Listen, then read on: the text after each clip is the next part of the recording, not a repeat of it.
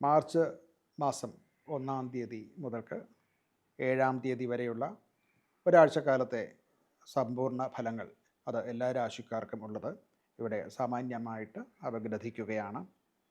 ഈ ആഴ്ചയുടെ പ്രത്യേകത കുംഭം രാശിയിലാണ് സൂര്യൻ, ബുധൻ, ശുക്രൻ, രാഹു, ഈ കുജൻ ഇത്രയും ഗ്രഹങ്ങൾ കുംഭം രാശിയിൽ വരുന്നുണ്ട്.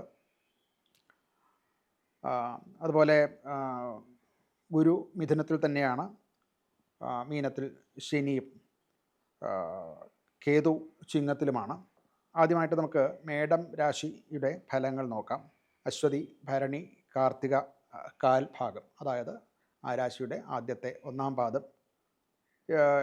ഇതാണ് മേടം രാശി. മേടം രാശിയുടെ പ്രധാനപ്പെട്ട ഫലങ്ങൾ പറയുകയാണെങ്കിൽ ജോലി സംബന്ധമായിട്ട് അല്ലെങ്കിൽ അവരുടെ ബിസിനസ് കരിയർ സംബന്ധിച്ച് പറഞ്ഞാൽ മുൻപ് തുടങ്ങി വച്ചിരുന്ന പല പ്രൊജക്റ്റുകൾക്കും ഒരു പൂർണ്ണത കൈവരുന്ന ഒരു കാലമാണ്.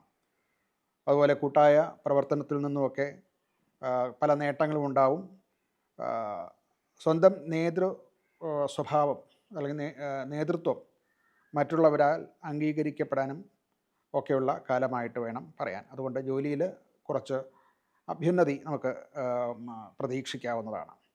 ധനസംബന്ധമായിട്ട് ഇതര വരുമാനങ്ങൾ, അതായത് മറ്റ് പ്രധാനപ്പെട്ടതല്ലാത്ത മറ്റ് ബിസിനസ്സുകളിൽ നിന്നോ കമ്മീഷൻ വ്യവസ്ഥയിൽ ചെയ്യുന്ന ജോലികളിൽ നിന്നും ഒക്കെയുള്ള വരുമാനങ്ങൾ, അല്ലെങ്കിൽ ബോണസൊക്കെ മറ്റു കിട്ടാനുള്ളവർക്ക് അത് കിട്ടുക, ഇതൊക്കെ കിട്ടാവുന്ന ഒരു ആഴ്ചയാണിത്. എന്നാൽ സുഹൃത്തുക്കളുമായിട്ടോ മറ്റുള്ളവർക്ക് വേണ്ടിയിട്ടോ അമിതമായ ചിലവുകൾ ഉണ്ടാവാൻ സാധ്യതയുണ്ട്. അത് ഒഴിവാക്കാൻ, അത് കഴിയുന്നത്ര കുറയ്ക്കാൻ നോക്കേണ്ടതാണ്. ആരോഗ്യപരമായിട്ട് മറ്റ് അലട്ടുകല്ലുകൾ ഒന്നും ശരീരപരമായിട്ടൊന്നും പറയാനില്ല. ഒരു ഉത്സാഹത്തോടു കൂടി ഈ ആഴ്ച നമുക്ക് വർത്തിക്കാൻ സാധിക്കും. എന്നാൽ ഉറക്കം കുറയുന്നതായിട്ടും അതുകൊണ്ടുണ്ടാകാവുന്ന ക്ഷീണങ്ങളും ഒക്കെ ഉണ്ടാകാം. അല്ലാതെ വലുതായ മറ്റ് ആരോഗ്യ പ്രശ്നങ്ങൾ ഒന്നും തന്നെ ഇവർക്ക് ഉണ്ടാകുന്നില്ല. കുടുംബ ബന്ധങ്ങൾക്ക്, സുഹൃത്തുക്കൾക്ക് കുറച്ച് കൂടുതൽ മുൻഗണന കൊടുക്കുക, അവരുമായിട്ടൊന്നിച്ച് സമയം പങ്കെടുക്കുക എന്നുള്ളത് കൊണ്ട് കുടുംബത്തിൽ അവഗണിക്കപ്പെട്ടതായിട്ടോ അല്ലെങ്കിൽ അവർക്ക് ശ്രദ്ധ വേണ്ടത്ര കൊടുക്കാതെ ഇരിക്കുന്നത് കൊണ്ട് ഉണ്ടാകുന്ന ചില അസ്വാരസ്യങ്ങൾ ഉണ്ടാകാനുള്ള സാധ്യതയുണ്ട്. ഈ ആഴ്ച ഈ മേടക്കൂറുകാർക്ക് ഒരു പരിഹാരം എന്നുള്ള നിലയ്ക്ക് സൂര്യനെ